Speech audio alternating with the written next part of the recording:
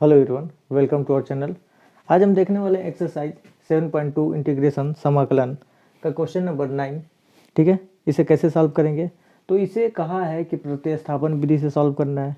तो प्रतिस्थापन विधि से सॉल्व करने के लिए हम लोग को कुछ ना कुछ मानना पड़ेगा और उसका मान फिर ला करके इसी में रख करके आगे सॉल्व करेंगे। ठीक है, तो पहले क्वेश्चन को आप समझिए। हम लोग देख रहे हैं कि इसमें कुछ कांस्टेंट टर्म हैं। इस ब्रैकेट में से देखें तो दो कॉमन किया जा सकता है, तो इसी को हम लोग एक लाइन लिख सकते हैं। दो कॉमन करेंगे और चूंकि कांस्टेंट हम एकदम बाहर लिख देंगे तो 2 इंटीग्रेशन ऑफ, यहाँ से दो कॉमन किया तो यहाँ पे 2x + 1 बच जाएगा और यहाँ पे हमको मिला है x² + x + 1 × dx। ठीक है, हम लोग इसको इक्वेशन नंबर फर्स्ट मान ले रहे हैं।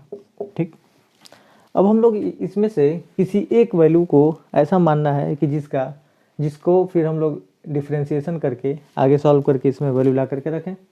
तो हम देख रहे हैं कि x² + x + 1 को ही मान लेते हैं।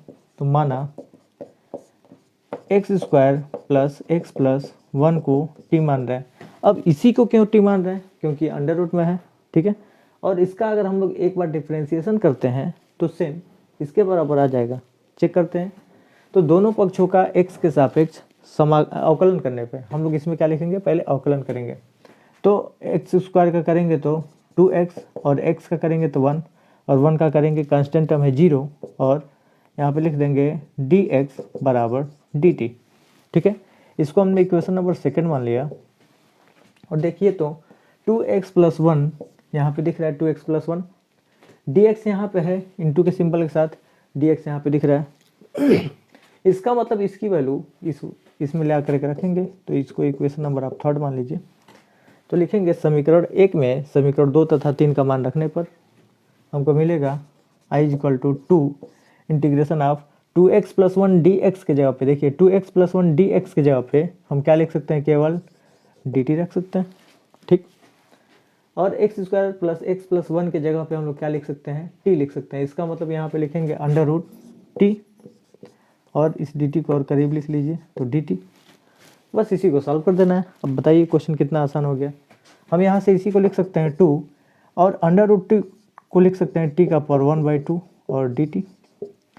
हम जानते हैं कि integration of x⁴n = x⁴n + 1/n + 1 होता है। इस हिसाब से t⁻1/2 को अगर सॉल्व करते हैं तो हमको क्या मिलने वाला है? तो 2 वैसे का वैसे ही रहेगा और t⁻1/2 को लिख सकते हैं t⁻1/2 + 1 अपन 1/2 + 1। तो इसी को लिख लेंगे 2 × t⁻3/2 अपन इसको भी लिख लेंगे 3/2। ठीक है, 2 कहाँ चला जाएगा? ऊपर चला जाएगा और 2 में मल्टीप्लाई हो जाएगा। तो ये लिख लेंगे 4/3 t⁻3/2। अब करेंगे क्या? इक्वेशन 2 से t की वैल्यू बस यहाँ पे पुट कर दीजिए और एक कांस्टेंट टर्म क्या कर दीजिए? ऐड कर दीजिए। ठीक है, जब भी इंटीग्रेशन करते हैं एक कांस्टेंट टर्म हम लोग ऐड कर देते हैं, इसलिए हम लोग लास्ट लाइन लिख रहे हैं यहाँ से 4/3 t के जगह पे लिखेंगे x² + x + 1 whole to the power 3/2 और प्लस एक कांस्टेंट टर्म ऐड कर देंगे और ये इसका क्या हो जाएगा? आंसर हो जाएगा। ठीक है, तो आप इसे नोट करिए और इसको अच्छे से आप समझ लीजिए, एक बार और लगाइए। ठीक है, अब हम चलते हैं नेक्स्ट क्वेश्चन नंबर 10 पे।